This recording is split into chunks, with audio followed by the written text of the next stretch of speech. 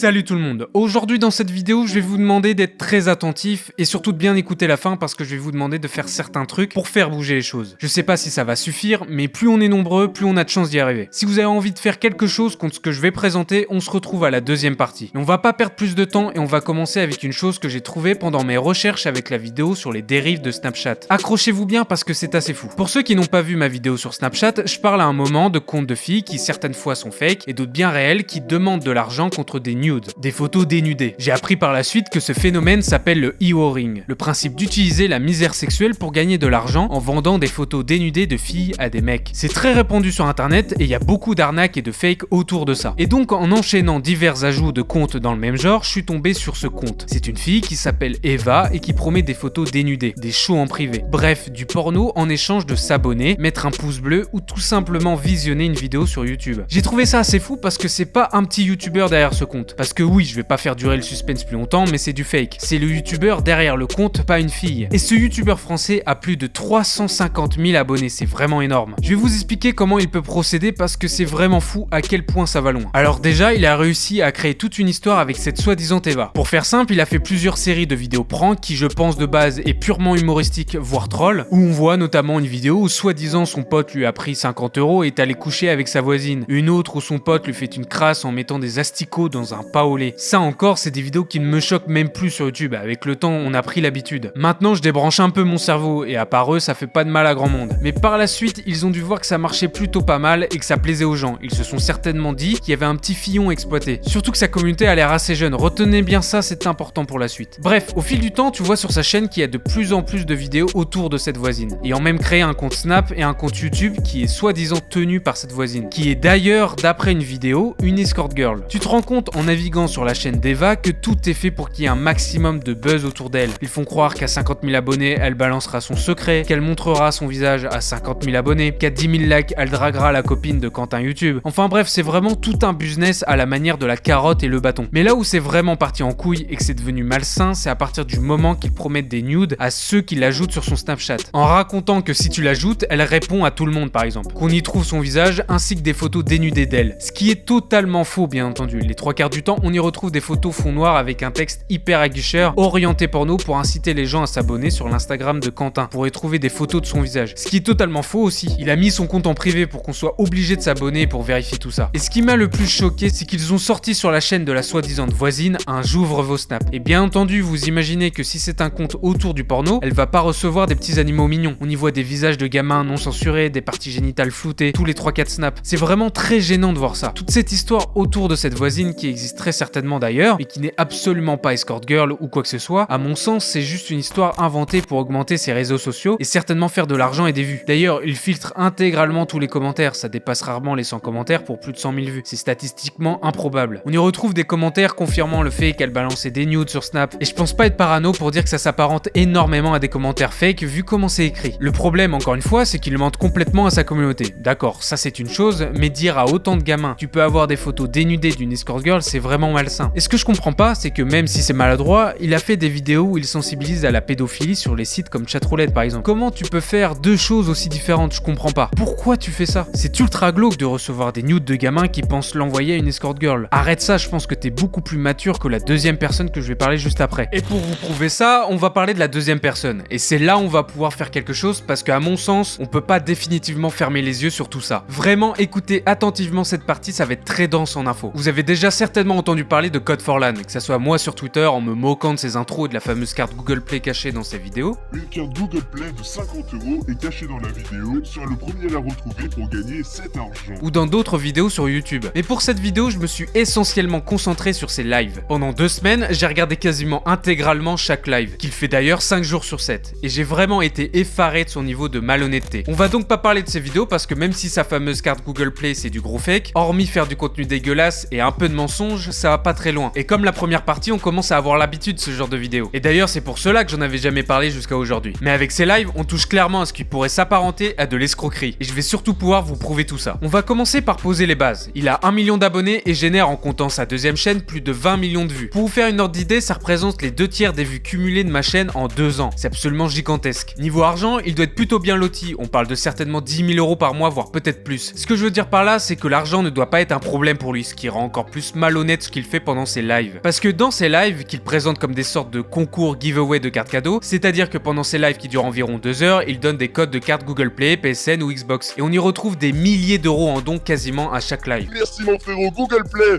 Eh ben c'est quoi Techno, passe privé, t'inquiète toi, voilà, tu m'as mis en PLS, y a pas de problème, t'auras les cartes que tu veux mon frérot, y a pas de... Il est malade. Les amis, nouveau top de terre avec 100 euros. Hugo DCH qui a littéralement éclaté Techno 07 avec 100 euros. Je répète, il fait un live quasiment tous les jours où il récolte des centaines, voire certains lives plusieurs milliers d'euros en dons. Vous vous dites peut-être, bah tant mieux pour lui, un don comme ça l'indique c'est volontaire et jamais forcé. Sauf que c'est là toute la nuance de l'escroquerie. Je vais vous expliquer comment se déroule un live type de Code for LAN. Au cas où pour ceux ne me croyant pas ou pensant que j'exagère, j'ai mis dans la description plusieurs très longs extraits de live qu'il a fait. Vous allez voir que c'est toujours la même chose, le même schéma. Première chose qu'il faut savoir, c'est qu'il instaure toujours un climat de confiance avec son public, en employant des surnoms et en étant très familier par exemple. Merci beaucoup mon frérot. Les amis, merci mon frérot. Merci mon poteau. Tu te souviens de moi, mais bien sûr mon pote. Mais non, c'est vous les meilleurs, arrêtez de dire n'importe quoi. Parce que ça c'est super important aussi, j'essaye de faire vraiment plaisir à tout le monde car vous êtes les meilleurs. Et je vous kiffe, merci à tous en tout cas d'être là. Ce qui m'a fait rire, c'est qu'il a dit plusieurs fois que c'est vraiment un gars reconnaissant envers sa communauté vu que c'est le seul à donner autant de cadeaux, que les autres youtubeurs devraient faire pareil. C'est vraiment se foutre de la gueule du monde. Genre de pas remercier ses abonnés, c'est la base quoi. C'est le truc principal à faire.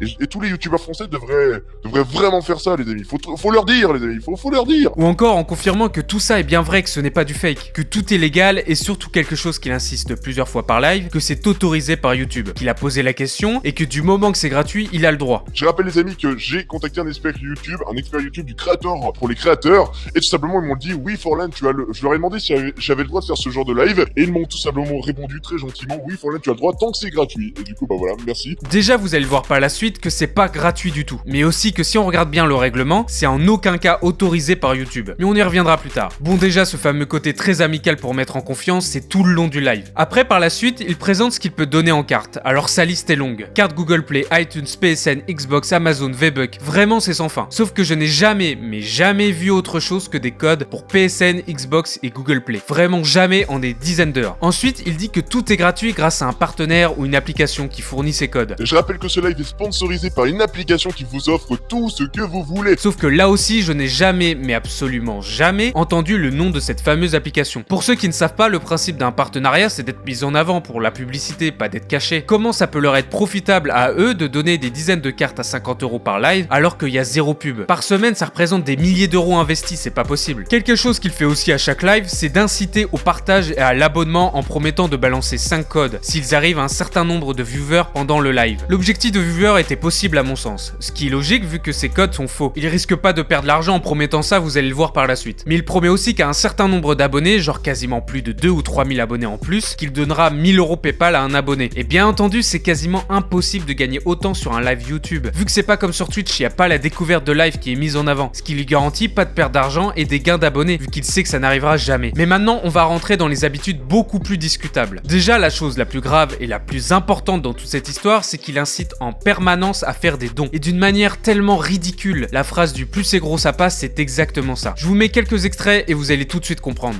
Non, joliment. Non, ne mets pas plus. Non, sinon tout le monde va mettre le hashtag joliment pour que tu mettes plus. Non, arrête. Non. Mais les amis, on assiste à une bataille de dons. Oh là là, je pense que pour être vainqueur, faut vraiment y aller. Je pense que personne va ressortir vainqueur. Heureusement que personne met 50 € ni 100 €. Les amis, sinon ce serait mort, là, la PLS de ouf. Non, ne lui dites pas de mettre 100 boules. Non, arrêtez. Non, personne n'en est capable. Heureusement, les amis, sinon je vais être en PS. Stop.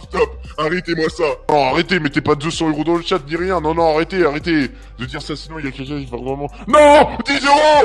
Ah non, ok, je vais mettre 200 €. Non, arrêtez. Non, arrêtez de dire 200 €, je vous en supplie. Oh non, heureusement que c'est pas du 100 € et tout, sinon c'est mort là. Imaginez, remets 100 €, et ben là je mets 36 000 cartes s'il veut. Oh non.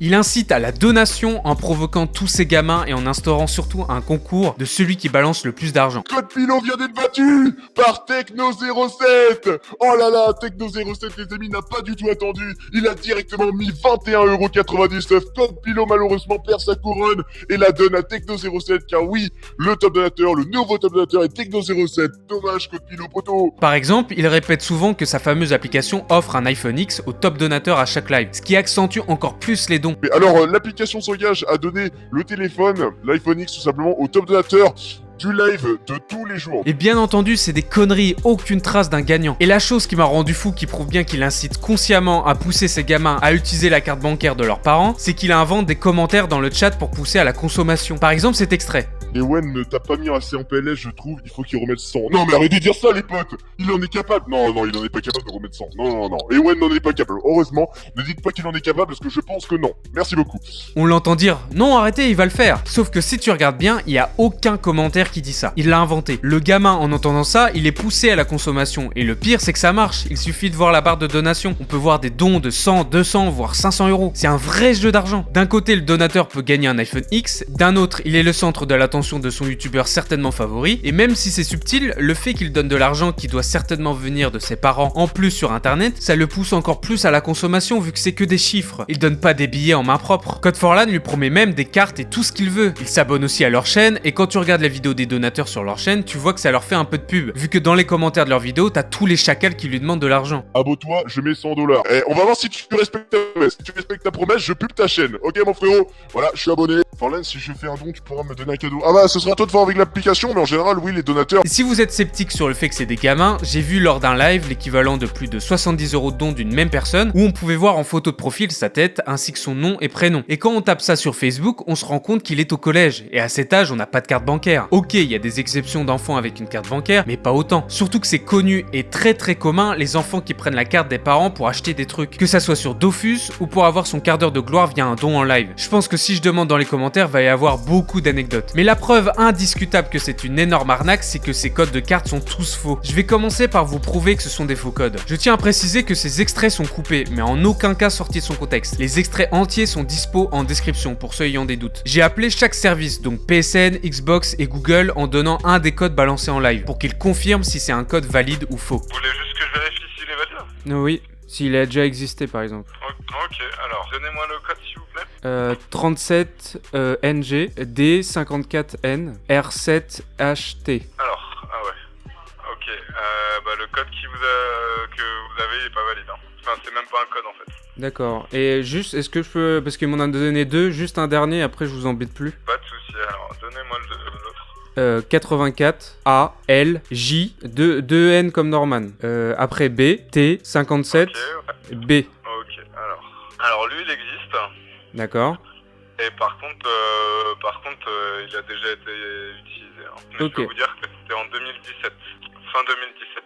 D'accord. Ok. Ouais. Donc c'est un code de 3 mois d'abonnement Gold, mais c'est déjà utilisé sur un autre compte. Juste pour savoir, est-ce qu'il a été utilisé il y a très longtemps ou si c'était récent? Je peux vous communiquer la date exacte. Hein. D'accord. C'est utilisé, monsieur, en 21 Oui. avril 2014. D'accord. 21 avril 2014, c'est ça? Exactement. Voilà, vous avez la preuve que ce sont à chaque fois des codes inventés. Et encore une fois, vous avez les conversations en entière en description. Code4LAN joue sur le fait que quand il balance les codes en live, la personne qui teste le code et le voit invalide se dit simplement qu'il est trop lent. Code4LAN demande même à chaque fois qui est celui qui a validé le code. Sauf qu'il y a plein de personnes qui disent moi pour être intéressant. Il demande aussi qu'on lui envoie la preuve sur Twitter qu'on a bien eu le code. Sauf que je n'ai jamais vu une seule de ces preuves. La seule que j'ai vue, et d'ailleurs que Code4LAN a RT, c'est un screen provenant de Google Images. Vous pouvez vérifier par vous-même en faisant la recherche Twitter. Vous allez voir zéro preuve. Et pareil pour les fameux iPhone X, zéro preuve aussi. En live, à chaque don qui demande une carte cadeau à Code4LAN, il lui dit qu'il va lui envoyer un lien Discord en message privé YouTube, où il pourra négocier avec le fameux partenaire imaginaire des cartes cadeaux. J'ai réussi à aller sur ce Discord et tu vois que personne n'a reçu de carte cadeau ou quoi que ce soit. Ils sont tous en train de se plaindre. Vous vous souvenez, YouTube a soi-disant validé ce type de live de Code4LAN, du moment que c'est gratuit. Alors déjà, les codes sont faux, donc c'est complètement de l'arnaque et je ne pense certainement pas que YouTube valide ça. Ensuite, en quoi c'est gratuit? Quand il fait un concours de top donation et en promettant des cartes aux donateurs. C'est pas ma définition de gratuit ça. Quand tu regardes les règles YouTube relatives au concours, tu vois aussi qu'il n'a pas le droit d'influencer ses statistiques en demandant des likes ou de s'abonner ou de partager, etc. Ce que là aussi il fait à chaque live. Abonnés. Je rappelle que pour tous ceux qui sont abonnés depuis longtemps, ou ceux d'ailleurs qui viennent de s'abonner, j'ai une petite surprise pour vous, donc n'hésitez pas à me le dire. Merci à tous ceux qui s'abonnent en tout cas. Et un point qui doit très embêter YouTube, c'est que Code4LAN plusieurs fois par live affirme que YouTube a donné son accord. d'accord. Alors que c'est interdit d'associer YouTube à son concours, c'est aussi dans les règles. Il doit aussi avoir une sorte de cadre légal en donnant les règles en description par exemple. Bref, c'est tout à fait interdit par YouTube. Alors on arrive au point où on peut se demander, pour ceux qui comme moi ne trouvent pas ça normal qu'une chaîne d'1 million d'abonnés procède comme ça, mais qu'est-ce qu'on peut faire? C'est assez simple en fait. Il suffit simplement de signaler sa chaîne pour escroquerie, et aussi en passant en partageant cette vidéo. Dans l'onglet à propos de sa chaîne, il y a un petit drapeau, et vous pouvez signaler sa chaîne, en insistant sur les fameux lives dans les remarques supplémentaires par exemple. Vous pouvez aussi sur Twitter mentionner @teamyoutube en leur expliquant le problème. Ils pourront inspecter sa chaîne. J'ai aussi mis dans la description des tweets à RT que je posterai plus tard pour prouver ces arnaques. Vous pouvez aussi signaler en email aux services de PSN, Google et Xbox ce que Code4Lan fait. Je ne pense pas que ça leur est profitable d'être affilié à un escroc. Je me répète, mais j'ai tout mis dans la description. Par contre, s'il vous plaît, faites des messages construits et soyez respectueux. Un seul message suffit, pas besoin de les harceler. J'espère sincèrement que ça suffira parce qu'à ce niveau, c'est vraiment intolérable. Je vous tiendrai au courant sur Twitter si j'ai des nouvelles. J'espère qu'au minimum, il sera interdit de live. Sur ce, j'espère que vous avez apprécié la vidéo. N'hésitez pas à la partager et me dire ce que vous en avez pensé. On se dit à la prochaine. Ciao tout le monde.